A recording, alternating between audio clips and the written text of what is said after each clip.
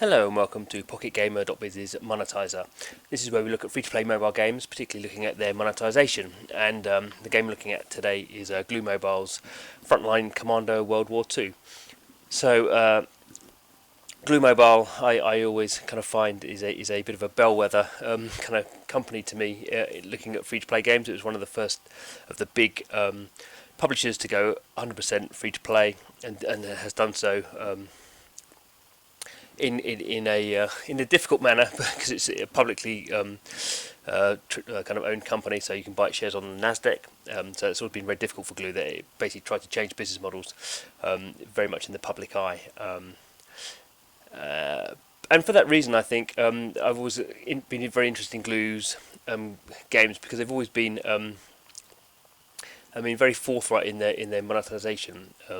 I guess when we talk to monetization, we can very easily kind of fall into kind of terms that are kind of couched with morality, which is not really certainly my view on these things. But I would always say Glue Mobile's games are aggressively monetized, which is not necessarily a bad thing. It's a way they want to kind of run their business model, which is fine, and you could kind of. An interesting analogy, I guess, is playing poker. If you're going to play poker, you probably play poker in an aggressive manner, or many people do. That seems one of the clearest ways of playing poker. And when you're in that kind of business model, one of an obvious thing to do is kind of you don't gently encourage people to buy currency in the game. You quite forcefully say, if you want to get through this kind of boring bit quick, then buy some currency. And in some ways, for some audiences it can be seen as counterproductive. Some people will obviously uninstall the game if they feel like they're not making any progress and they're being forced to buy, or being forced to kind of spend money. Glue's interestingly for Glue, Glue's audience has tended to be kind of teenage or young 20s male audience. So they're a kind of audience who potentially, for the kind of games it does, which are kind of 3D action-oriented games, potentially they have disposable income and are probably more likely to monetize than lots of other audiences. It's kind of interesting because I've just loaded up the game and you can see immediately here it's kind of giving me, it's not really necessarily a retailing thing, but it's kind of saying if I play daily battles and I can earn gems, I can get elite gear, and it's kind of showing me that this game is about doing more than just playing the game, which is obviously what all free-to-play games are, and Glue is doing this very explicitly. So there's a few things I kind of want to show. So I just was playing the game, and I've just upgraded. So I have this bazooka thing. I've just upgraded this fire rate. So let's just come out of this. So just have a quick look at the kind of like the loading screen. And again, you're kind of seeing this is the game kind of loading screen. And again, you're seeing it's not just about the game. So here we see Frontline Commando WWII. Here we're seeing there's action going on here within the kind of what we would call kind of the meta game, the kind of the bit that you monetize. So I've got down here. I've got items. So there's 2 days left. There's some countdown thing happening. There's weapons. There's armor. There's some countdown happening here. There's a VIP event. There's countdown there. Missions is the bit we're going to go to play. But even along the top, we've got free items. That's kind of like, oh wow, free items. Here we've got an energy kind of system going on here, so you can see I've got 78 energies, 78 units of energy out of a maximum of 100, and it's kind of going to give me more in 9 seconds. 1, 8, 9, 7, 6. Yeah, so we see that's something happening there. It's kind of telling me, wow, this is kind of energy system. And here, I guess more traditionally in the free trade model, we're seeing some currencies. So there's 3 in-game currencies. There's this gold one here, which is 0. So this is kind of interesting, and I think this is significant and why we would call this game, one of the reasons at least why we call it a highly monetized game. So gold is the hard currency in the game. If I want to buy currency in the game, I buy gold. The game has given me no gold. I've been playing this game, I've kind of unlocked the first section, which we'll come to in a minute. But even through that scenario, I've not gained any hard currency. And that's basically kind of Glue telling me if I want this really important stuff, then really I'm going to have to pay for it. A lot of games now, it's kind of a psychological kind of trait that's called reciprocity, and it's kind of like if a game gives you something, or not just the game, but if anyone gives you something, then you're kind of well disposed to that person or that company. Often that's why in supermarkets, they'll give you like samples of their kind of, I don't know, their chocolate or their cheese or something, because you don't really want to eat some cheese, but then you eat some of this nice cheese and you go, oh, that's quite nice, and there's a person there who's giving you the cheese and they go, oh, it's on half price, and you go, oh, I'm going to buy some cheese anyway, I'll buy this cheese instead of the other cheese. So right, let's kind of fire this up, talking too much. So yeah, so Glue's not giving me any of that. So this one here is the kind of the cash. So I've got kind of 21,000 of those.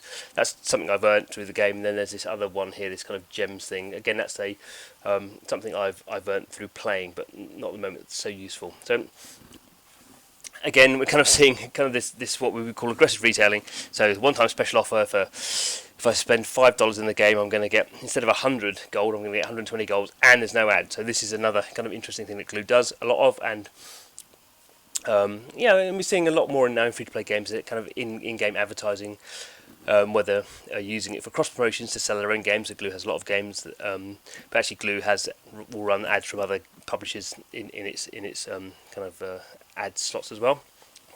So this is the retailing environment now. So we can see here immediately there's still a lot more going on than just buying it. I can buy things. I can spend. We just saw that ad.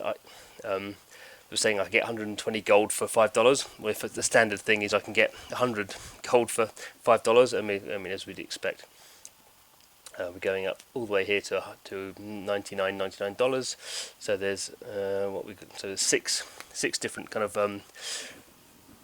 purchase options. It's pretty much the standard kind of setup. So there's one at $5, that's the cheapest one. Then we have one at $10. Then we have one at $20. Then we have one at this one's a little bit different. This one's at $30. Then we have one at $50. We have one at $100. And as you go up, the rate of the gold you get increases. But equally, it's saying I can watch a video and get some free gold. Actually, you watch a video, you might not get any free gold. You might get some items that are quite. I've watched a lot of videos, not got any gold, and we could get some more free gold here. So this is something that Glue has done a lot of over the years. So this is like an offer wall, kind of not so fashionable as they once were. I don't think monetizing quite so well, but probably can't see this here. If I get some business cards, I get some 400 gold for free, or if I do some surveys, or I can. What can I do? Just 40% off personalised iPhone cases, and I can get some gold. So this is basically trying to get you to do something called it like an incentivized offer wall. Some people like those kind of things, but I'm not going to do any of that. Oh, and we're going to go. There we go. Get that special time offer again. So kind of you can see, not even being involved in the game. We haven't got to the game, and there's quite a lot going on that's Glue's kind of trying to persuade me to spend money. We'll just go into the mission structure. It's quite hard to show this game because it's a first-person shooter, so it's difficult to show it kind of on the floor. But even going into the game, you can see this line at the top is still there. So this is as I say, it's a kind of shooter game, and basically the way it works is it operates around different weapons. So here's the machine gun, so objective kill all enemy soldiers, kind of as we might expect. You can see in a battle it's going to take me 10 of my power units. In the bazooka, eliminate all tanks and soldiers. Seeing a lot of elimination. Sniper, kill all enemy soldiers. The interesting thing here is we can see how the game kind of gates your progress is. A sniper rifle with power of 310 is required for this mission. My power is only 300, so if I go to the store, okay, that's my sniper's rifle here. You can see the power is now 300 to 300. So I've upgraded it all the way through, so it's 300 to 300. So I can't actually complete this mission with this. So I can't actually complete that kind of mission. You can see on this yellow line here, I'm not kind of completed it. So to go to the store, I can't use that weapon because it's not gonna be powered up enough. So to get the weapon, this one power at the moment will be enough if I power it up, but I've got to spend gold on all these weapons. So this one is one I could buy, and I can use my soft currency on that. But you can see the kind of the what's downloading there? It's uploading on HTML5. But you can see the kind of the force of the game is to encourage me to use hard currency. And this is kind of something. So I've actually unlocked. This is the first set of missions, and it's even here on this flamethrower. So I haven't even got a flamethrower. To get this flamethrower, I've got to spend hard currency, which I haven't got. This one, what's it going to do? It's going to check the. So yeah, again, I can't even get any of these flamethrowers. Come on, you're going to come in. almost. So none of these items I can I've got 25 of these gems. I need 5,760. So we can kind of see this is why we're calling this this a highly monetized game. So this is the second level I've opened. You can see I've not really done anything here yet. And immediately, I've kind of progressed. I've unlocked this level, and immediately I've got to go to the store. Tank. Okay, I need a tank with 300. No, I don't have a tank. I can't. There's no way at the moment I can get it. I can get a tank.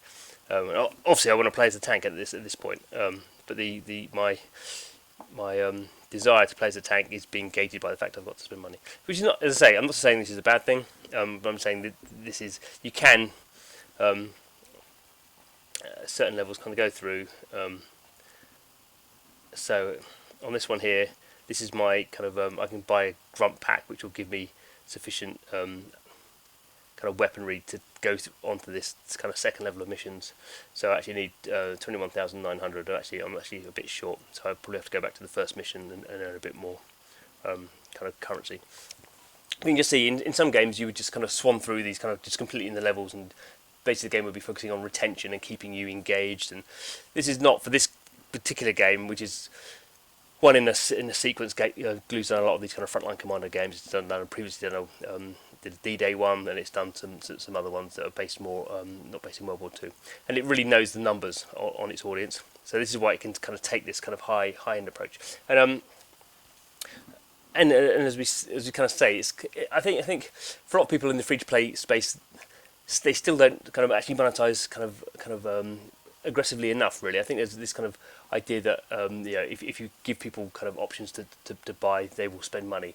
And it probably, Glue as a company that every 3 months has to show its financials, kind of has for a certain type of its portfolio at least taken this aggressive approach and been fairly successful at it. I mean, I guess the ironic thing in the face of Glue is its most successful game has been Kim Kardashian, which